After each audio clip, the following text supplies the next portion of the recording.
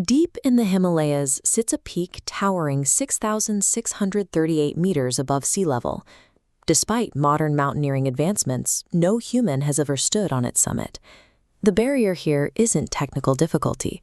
Mount Kailash remains untouched because of absolute geopolitical and religious prohibitions. Looking at this elevation profile, the rules are clear. Conquering the mountain is legally and culturally forbidden. You can only walk around it. This 52-kilometer circuit, the Kora, pushes trekkers to extreme altitudes like Dolmala Pass at 5,630 meters. Because of its extreme isolation, completing this circuit is logistically hostile, physically demanding, and expensive. In this video, we are going to analyze the specific financial and bureaucratic hurdles involved to see what the journey actually requires on the ground.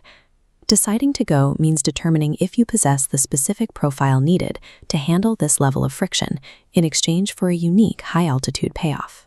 This map of the Tibetan Plateau shows the initial geographical headache. Mount Kailash is locked in a sensitive tri-junction bordering China, India, and Nepal. Accessing it requires clearing heavy bureaucratic layers. You must secure a Chinese visa and a regulated Tibet travel permit. The immediate result of these permit requirements is that independent travel is illegal. You cannot simply pack a bag and show up.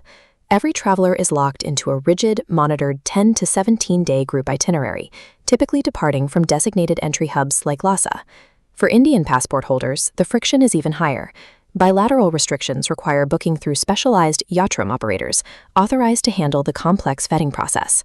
Securing this guaranteed legal entry drives the baseline cost of your trip to between $2,000 and $5,000, and that's before you take a single step on the trail. The price of admission here is the total surrender of your travel autonomy. You trade spontaneity for monitored, heavily structured access. Once the paperwork clears, the stark physical environment of the Himalayas takes over. The Kora requires you to cover those 52 kilometers over 3 grueling days. The climax of the route is the ascent over Dolmala Pass, standing at a thin air elevation of 5,630 meters, or over 18,400 feet. At that height, environmental threats are constant. Even during peak months like May or September, you face extreme, unpredictable weather and sudden snowstorms. The rapid ascent and sustained time spent above 4,000 meters means the probability of developing acute mountain sickness is incredibly high. Surviving the pass requires strict biological inputs. Months of rigorous, dedicated cardiovascular conditioning are a hard requirement to complete the circuit safely. If your body fails on the mountain, the only way down is abandoning the Kora and paying out of pocket for a highly expensive emergency evacuation via pack animals. Treating the Kailash Kora like a standard hiking trail invites severe medical and financial consequences. The mountain demands physical submission. At the end of each day, trekkers sleep in highly remote, high-altitude monastery guest houses like Dirapuk and Zoodlepuk. These are unheated, freezing dormitories. You will sleep on hard wooden beds in shared rooms with zero privacy. You are traversing a high-traffic pilgrimage route shared with thousands of devout followers performing grueling, full-body prostrations. That volume of human traffic severely strains the local infrastructure. While recent cleanup efforts have improved the area, sanitation remains communal and extremely basic.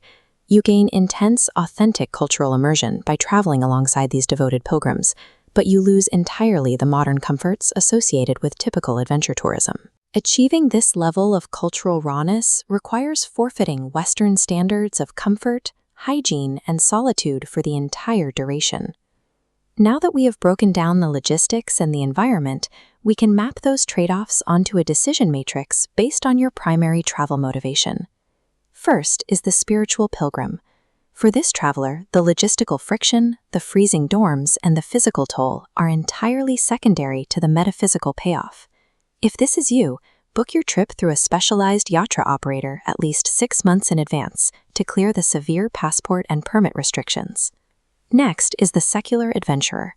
If your goal is a pristine and isolated wilderness challenge, the crowds and strict itineraries will likely prove disappointing.